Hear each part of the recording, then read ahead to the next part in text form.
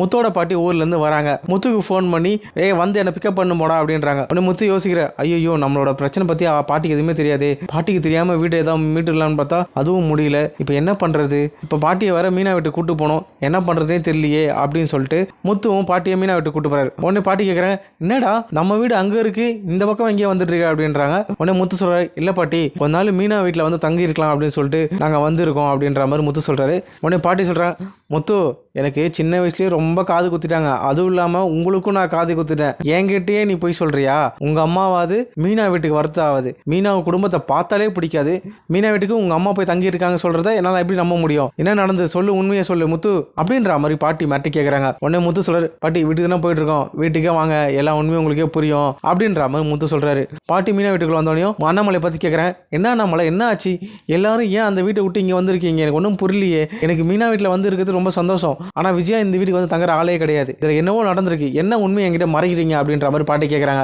உடனே அண்ணாமலை சொல்கிறேன், இல்லைம்மா அது வந்து அப்படின்றாரு. உடனே பாட்டி சொல்கிறேன், என்ன எல்லாரும் இந்த வீட்டில் ஒரு ஆளை நினைக்கவே இல்லையா, ஏதோ உண்மை என்கிட்ட பெருசாக மறைக்கிறீங்க, இந்த வீட்டுக்கு பெரியவங்கன்னு கூட மரியாதை கொடுக்காம எல்லாரும் சேர்ந்து என்கிட்ட மறைக்கிறது ரொம்ப எனக்கு கஷ்டமாக இருக்குன்ற மாதிரி பாட்டி சொல்கிறாங்க. உடனே அண்ணாமலை சொல்கிறாரு, அம்மா நீங்கள் அப்படிலாம் நினைக்காதீங்க, ஒரு சின்ன பிரச்சனை ஆயிடுச்சு, மனோஜ் வந்து ஒரு ஃபினான்சியல் ஆஃபீஸில் நிறைய கடன் வாங்கிட்டான் அளவுக்கு மீறி, அது நிறைய வட்டிலாம் போயிட்டு அந்த வீடை ஜப்தி பண்ணுற மாதிரி ஆயிடுச்சு, இப்போ முத்துவும் மீனாவும் அந்த வீட்டை மீட்கிறதுக்கு நிறைய ட்ரை பண்ணிட்டு இருக்காங்க, சீக்கிரம் அந்த வீட்டை மீட்டுருவாங்க, நாங்கள் திரும்பி போயிடுவோம், இந்த விஷயம்லாம் சொல்லி உங்களுக்கு கஷ்டப்படுத்தக்கூடாதுன்னு நினைக்கிறோமா அப்படின்ற மாதிரி அண்ணாமலை சொல்கிறாரு. உடனே பாட்டிக்கு வந்தது பாருங்க கோவம், அண்ணாமலை வாயை மூடு, இவ்வளோ பெரிய விஷயம் நடந்திருக்கு, என்கிட்ட ஒரு விஷயம் கூட சொல்லாமல் இருந்திருக்கீங்க, நான் விவசாயம் பண்ணிட்டு இருக்கேனே, என்னால் ஒரு ஆளாக அவ்வளோ விவசாயம் பண்ண கூட முடியல, அந்த இடத்த பாதி விற்று கூட இந்த கடனை எல்லாத்தையும் அடைச்சிருப்பேனே, என்கிட்ட ஒரு வார்த்தை சொல்லாமல் இவ்வளோ கஷ்டப்பட்டு இருக்கீங்க எல்லாரும், ஏன் அண்ணாமலை உனக்கு கொஞ்சம் கூட யோசிக்கவே மாட்டேன் அண்ணாமலை அப்படின்ற மாதிரி கேட்குறாரு.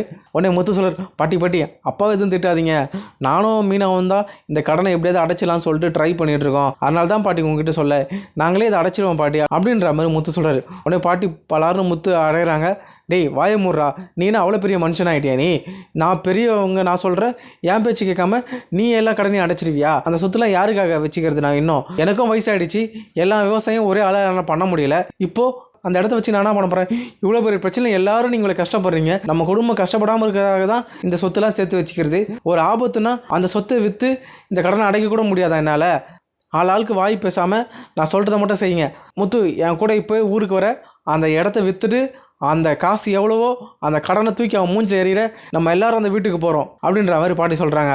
இப்போது பாட்டி இடத்த விற்று காசு கொடுக்க போகிறாங்கன்ற விஷயம் மனோஜுக்கு தெரிஞ்சு இந்த விஷயத்த மனோஜ் வந்து ரோகிணி கிட்ட சொல்கிறார். ரோகிணி உடனே சிந்தாமணி காதில் போய் போட்டுடுறாங்க. உடனே சிந்தாமணி, இந்த கடனை எப்படியும் அவங்க அடைக்கக்கூடாது, எப்படியாவது நான் அந்த விஜயா வீட்டை எடுத்துக்கணும், அப்படி இல்லைனா மீனா பதவியை எடுத்துக்கணும், ரெண்டுத்தில் ஒன்று நடக்காமல் இந்த சிந்தாமணி விடவே மாட்டா அப்படின்ற மாதிரி சிந்தாமணி சதி தீர்மானம் பண்ணுறாங்க.